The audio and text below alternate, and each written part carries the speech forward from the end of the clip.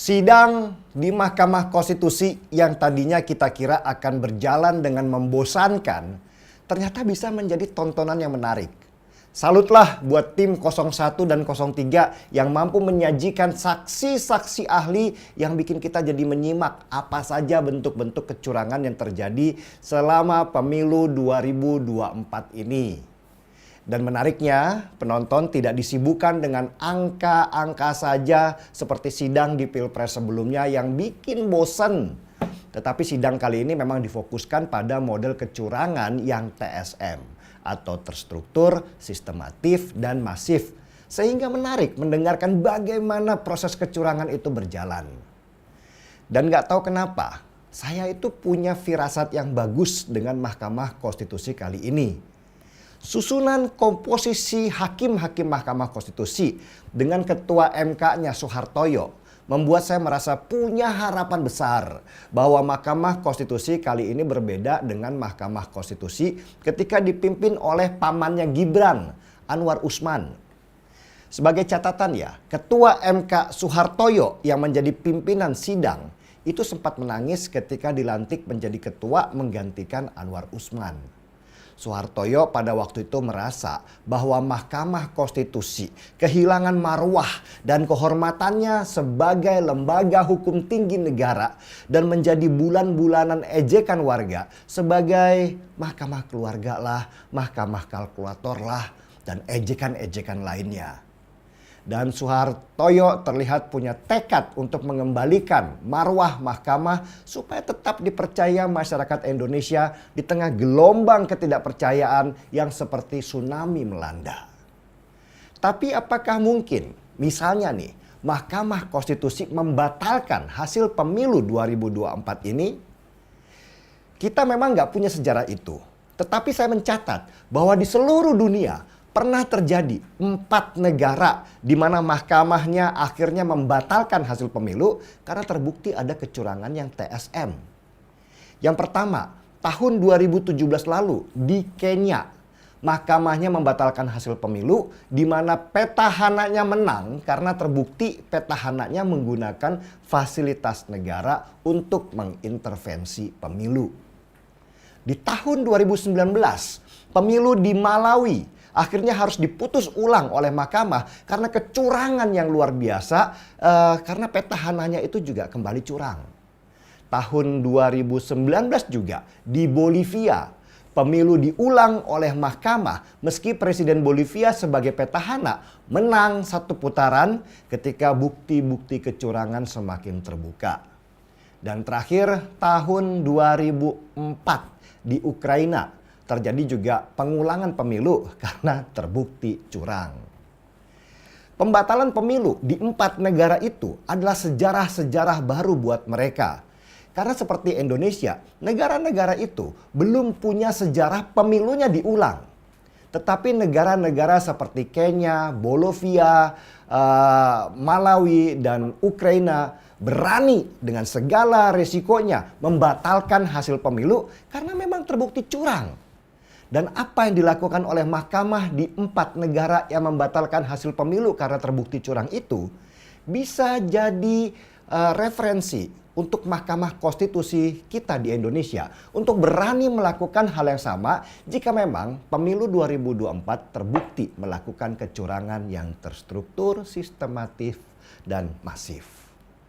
Mungkin inilah waktunya negara kita dipimpin oleh Mahkamah Konstitusi pimpinan Hakim Soehartoyo menulis sejarah baru dalam demokrasi Indonesia.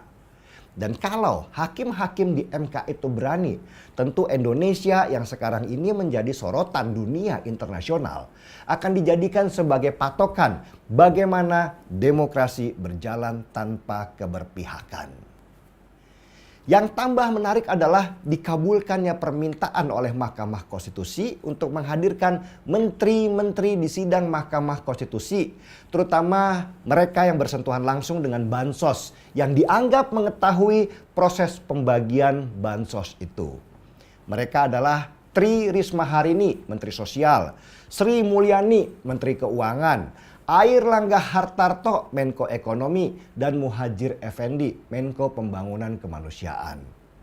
Para menteri ini sudah dikirim surat oleh Mahkamah Konstitusi dan mereka wajib hadir untuk menjelaskan kepada hakim dan kepada publik apa yang terjadi di pemilu 2024 berkaitan dengan pembagian bansos. Dan tambah menarik, ketika ada permintaan juga kepada Kapolri untuk hadir di sidang Mahkamah Konstitusi. Juga permintaan untuk menghadirkan Megawati sebagai Ketua Umum PDI Perjuangan. Dan bisa jadi ujungnya nanti Presiden Jokowi akan dipanggil untuk menjelaskan semua yang terjadi karena para menteri yang dipanggil ini adalah para pembantunya. Teman, kembali lagi di channel MD 2045. Salam inspirasi, salam NKRI, harga mati. Teman-teman mungkin sudah mendengarkan sedikit penyampaian dari saudara kita Denny Siregar. Nah, ini sangat menarik apa yang disampaikan oleh Denny Siregar tersebut, karena menurut saya apa yang disampaikan Denny Siregar ini sangat menarik untuk kita bahas. Karena ini soal bagaimana kita mengetahui situasi politik yang terjadi saat ini dan bagaimana kita sebagai generasi anak muda yang akan turut campur dalam untuk kedepannya bagaimana mewujudkan emas Indonesia di tahun 2045. Soal yang dipanggil oleh MK, ada 4 menteri yang dipanggil MK dalam sengketa Pilpres di tahun 2024 ini. Ini salah satu permainan atau cawe-cawe Pak Jokowi yang dianggap ada permainan di balik kemenangan Pak Prabowo dalam kontestasi di Pilpres di tahun 2024 ini. Wajar saja ketika asumsi masyarakat, asumsi pengamat politik mengenai Pak Jokowi, bahwasannya Pak Jokowi bermain dalam Pilpres di 2024 yang memenangkan Prabowo Gibran, kita tidak bisa pungkiri apakah Pak Jokowi bermain. Ya, kalau kita lihat secara terang-terangan memang Pak Jokowi lah yang menjadi tongkat kemenangan Pak Prabowo Gibran. Karena kita tahu bahwasannya Pak Jokowi ini adalah orang baik, orang yang tulus hati untuk melayani masyarakat dan turun ke berbagai daerah. Yang saya ingat pesan dari Pak Jokowi ketika menyampaikan pidatonya waktu sebelum Pilpres, sebelum diadakan pencoblosan, bahwasanya beliau telah menyampaikan, ketika kita memilih pemimpin, janganlah pilih pemimpin yang hanya duduk di istana, tetapi bagaimana kita memilih pemimpin yang mampu untuk turun ke jalan dan mendengarkan keluhan masyarakat. Nah, tapi apakah apa yang dikatakan oleh Pak Jokowi ini masih berlaku? Tetapi secara fisik memang Pak Jokowi masih kuat, beda dengan fisik dengan Pak Prabowo, mohon maaf, karena Pak Prabowo sudah cukup tua. Nah, inilah strategi permainan antara Jokowi yang mencalonkan Gibran, yang meloloskan Gibran di MK. Sedangkan prosedur MK yang sudah menetapkan bahwasannya umur maksimal yaitu 40 tahun dalam pencalonan sebagai calon presiden dan wakil presiden yaitu 40 tahun. Namun Gibran masih berumur 38 kurang. Sehingga Gibran memberikan permohonan terhadap MK. Nah, di MK tersebut siapa ketuanya? Yaitu Anwar Usman. Anwar Usman lah yang memberikan karpet merah terhadap Gibran sehingga Gibran ikut dalam kontestasi Pilpres di 2024 ini. Ya, sangat itu terbukti teman-teman. Dan Pak Jokowi juga pernah terang-terangan bahwasanya beliau mengatakan bahwasanya presiden boleh melakukan kampanye, boleh melakukan dan boleh berpihak di salah satu paslon, yaitu akan menjadi kontroversial atau menjadi pro dan kontra antara sikap Pak Jokowi dalam Pilpres 2024 ini. Kita tidak bisa melarang di salah satu pilihan yang memang tepat. Namun ketika Pak Presiden melakukan hal tersebut, apakah wajar? Namun tidak wajar teman, karena seorang presiden harusnya netral. Namun dalam pesta demokrasi ini banyak sikap Pak Jokowi yang berubah selama 10 tahun ini. Tetapi selama 10 tahun ini memang Pak Jokowi sudah membawa Indonesia ini lebih maju. Karena sudah dikenalkan untuk negara-negara lain. Dan beliau ini juga sangat merakyat. Kita suka dengan pemimpinannya. Saya 2 kali mencoblos Pak Jokowi dalam Pilpres yang dimana Pak Jokowi rival Pak Prabowo dulunya di 2014 sampai 2019. Namun nyatanya Pak Prabowo dan Jokowi malah bergabung dan Pak Jokowi mati-matian mendukung Pak Prabowo dan Gibran. Tetapi wajar saja seorang ayah mendukung Gibran. Namun kita tidak ke situ lagi karena kita tahu sudah Gibran dan Prabowo telah menang dalam kontestasi Pilpres di tahun 2024 ini. MK ungkap alasan tak panggil Jokowi dalam sidang Pilpres melainkan 4 menteri. Nah, ada berita apakah nanti setelah menteri dipanggil, apakah Pak Jokowi akan dipanggil lagi ke MK untuk menuntaskan sengketa adanya kecurangan atau kepentingan pribadi yang ingin memenangkan Pak Prabowo dalam kontestasi Pilpres di tahun 2024 ini. Hakim Konstitusi Arief Hidayat mengungkap alasan Mahkamah Konstitusi memanggil 4 Menteri Kabinet Indonesia Maju dalam sidang sengketa pemilu Pilpres 2024 Jumat 5 April 2024. Dia bilang ada dalih dari permohonan sengketa Pilpres yang menyebabkan Mahkamah perlu mendengarkan keterangan dari 4 menteri. Nah, yang tahu soal sengketa atau bansos yaitu menteri dari kabinet Pak Jokowi. Nah, adapun 4 menteri yang dipanggil yaitu Menkum PMK Muhadjri Effendi, Menteri Koordinator Bidang Perekonomian Erlangga Hartarto atau yang disebut sebagai Ketua Golkar, Menteri Keuangan Sri Mulyani, dan Menteri Sosial Tri Risma hari ini. Nah, ini para menteri-menteri yang menurut saya orang yang tegas, orang yang berani.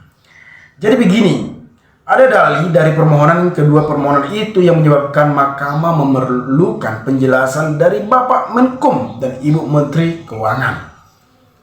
Tentunya dalam sengketa atau bansos atau di saat kampanye ada salah satu berita bahwasanya Pak Jokowi membagikan bansos di tengah jalan. Nah, yang bermain di situ adalah menteri, yang mengetahui adalah menteri.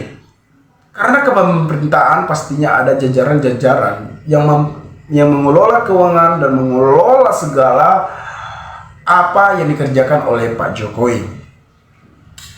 Dalam gugatan kata Arief, pemohonan mendalilkan adanya keperpihakan lembaga kepresidenan dan dukungan Presiden Joko Widodo dalam Pilpres 2024 terhadap salah satu pasangan capres dan cawapres. Nah, Menteri Arief mengatakan bahwasannya Presiden dan dukungan Presiden Jokowi dalam Pilpres terhadap salah satu paslon, ya tentunya Pak Prabowo dan Gibran. Seperti apa yang saya katakan sejak awal, bahwasannya sikap Pak Jokowi memang sangat berbeda, sehingga dia mati-matian mendukung Pak Prabowo dalam kontestasi Pilpres. Ini adalah kepentingan pribadi.